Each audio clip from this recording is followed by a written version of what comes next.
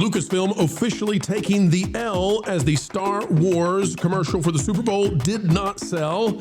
Today we've got the receipts. We'll show you why they're getting beat up online. And it turns out nobody viewing the thing defeated by the Minions. We'll show it to you right now.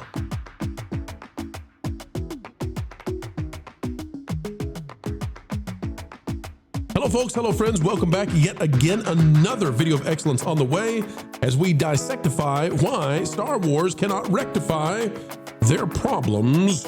Is it a Kathleen Kennedy decision? Is it Jon Favreau? Is it Filoni? Well, no baloney folks, we'll give you what you need to know. Click the like button, drop a comment, and here we go. Lucasfilm taking the L after a failed commercial attempt. Star Wars Holocron has this one. Lucasfilm marketing brand lead Ryan Stankiewicz. Oh, appropriate. Holy cow. We're just going to sit with it for a minute. On the nose. On the nose. Lucasfilm marketing brand lead Ryan Stankiewicz, who had the displeasure of having his name mocked all through middle school, and now here we are. Culture's doing it again to him. Poor Stankiewicz. You know? Stanky, we're so sorry. Clears up confusion about their Mandalorian and Grogu Super Bowl ad. Quote, our creative and marketing team landed on a unique concept that gave a nod to classic big game spots of years past. It captured the warmth, humor, and emotional connection between these two beloved characters and was the perfect next step for our campaign as we lead up to their big screen debut this summer. This is not going well. Just a personal note to anybody in marketing. If you have to explain what your ad was doing, it wasn't a good ad. Exactly right. Exactly right. Not only that, they're mixing things up. First of all, the Clydesdales are Christmas. Right. The Clydesdales playing football was the Super Bowl. So them just rolling down the road in Clydesdales makes very little sense as far as anything to do with the Super Bowl. And I don't know. It makes a great Bud Light commercial. So let's see how much they spent on this thing. You ready? The Mandalorian and Grogu Super Bowl spot was a monumental and expensive marketing fumble from that park place. Marvin is the writer here. The Super Bowl commercial for the Mandalorian and Grogu movie left many in the audience baffled. Disney and Lucasfilm had the biggest stage in television. They had over 100 million viewers watching. They had their first theatrical Star Wars film in years to sell, almost a decade. And what did they spend? Roughly $8 to $10 million on? Holy heck. A gag. $8 to $10 million. That is, I don't know what percentage that's of the budget for Godzilla -1. That is the budget for Godzilla -1. And what are the results of this, folks? How did they do pragmatically? Well, we can tell you it's a fail. And the reason we can tell you it's a fail is this right here. This is the trailer, or not the trailer, the commercial on YouTube. The Mandalorian and Grogu. And I need you to see where it's being hosted. This is being hosted on the official Star Wars YouTube account, the official Lucasfilm YouTube account, and the official Disney YouTube account. 3 of the biggest YouTube channels on YouTube. And with those 3 combined, the Mandalorian and Grogu, as of this recording, has yet to hit 3 million views. Not only that, but it has 16,000 likes and 12,000 dislikes. Yeah, that's the big number. Nobody even gave a damn enough to give it a thumbs up or a thumbs down. But guess what? Minions and Monsters, 3.2 million views. And it's only on Universal and Illumination, 2 YouTube channels. And these are not as big as Star Wars and Disney, I'm sorry.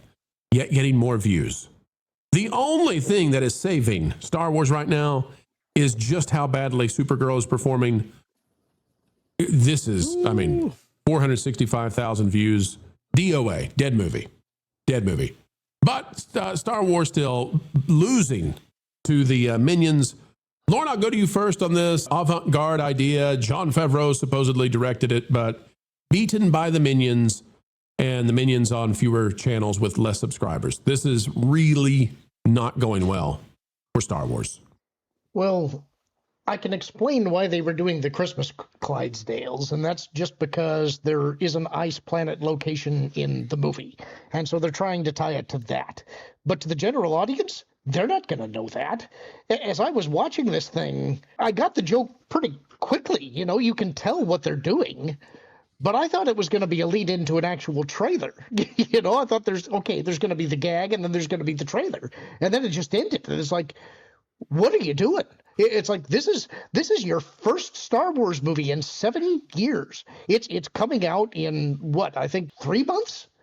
3 months. And they've done none of the real work leading up to introducing this new movie to the audience. They've got they've had 2 teasers that they've released, one of which was at Star Wars Celebration that never aired publicly, and then the second teaser that they put out that was worse than the first teaser, and now this.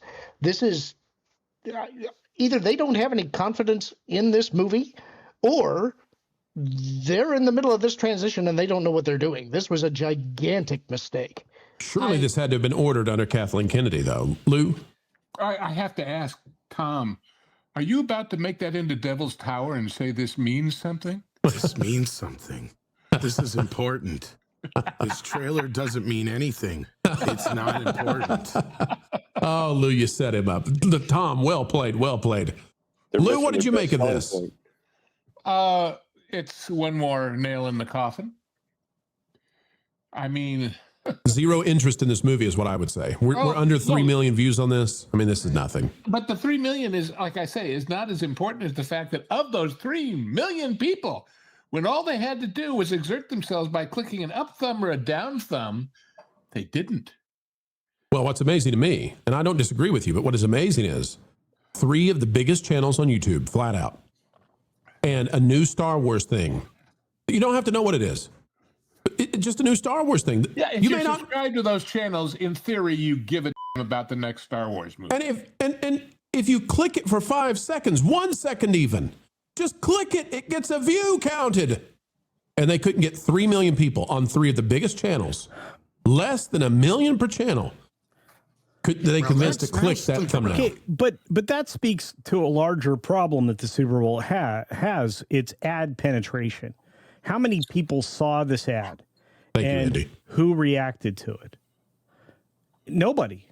Yeah. As a percentage of the audience, let's suggest that the 43 million people that may have seen the halftime show on, wherever the NFL broadcasts that within the U.S. framework, 3 million people decided, hey, I want to see that again. They're in trouble. 3. They're in big trouble right now. And if this doesn't go well, Starfighter's it. That's it. What do you mean? Still Ahsoka season 2, Pro. Oh, look, come on. No. Hey, nitwit boy. Filoni, the Fox lover. I thought you were talking to me for a minute. I was like, wow, we got harsh. No. I'm talking about the guy with the cowboy hat, the wolf obsession, and, the guy that thinks Twi'leks are the only thing that exists in his world. But this guy was not only the worst choice to run a studio, they may have put him in a position to run a studio so they wouldn't run a movie. That's how bad he is. He understands animation, but little more. And he only understands one character, which is terrifying. And he's going to try to dump that character into anything that he can touch. And I feel like he's a little touched. Let's just say. We got a problem. Well, Andy, what do you think? They missed their advertising chance. They should just say it's totally not the Acolyte. That'll get them some ratings. Well, I mean, less the cult would be good. Might be. All right. Well, at least they didn't have the witches of Dathomir there with their cups that say "Hail Satan."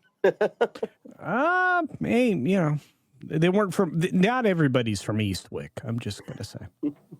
Let me show you how bad this is. Okay, one last example of just how badly things are going. All I have to say about it is it looked very CGI.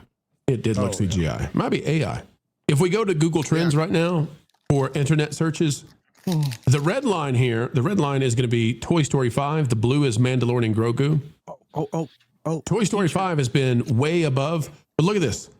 Toy Story 5 didn't even get a trailer. There was a 4-second Woody's butt in the Levi jeans. That's it. And it nearly spiked as high as the Mandalorian. Yeah. Was that a trailer? No. Okay. No. It was not a trailer, but it was a caboose. Well, wow. And yet again, folks, we have come to the end. But what a video it has been, and we hope you agree. Folks, if you had a good time with us, consider clicking that like button, share, subscribe, click it, stick it to the algorithms. It is the notification bell, and drop a comment right on down below. We care about your thoughts.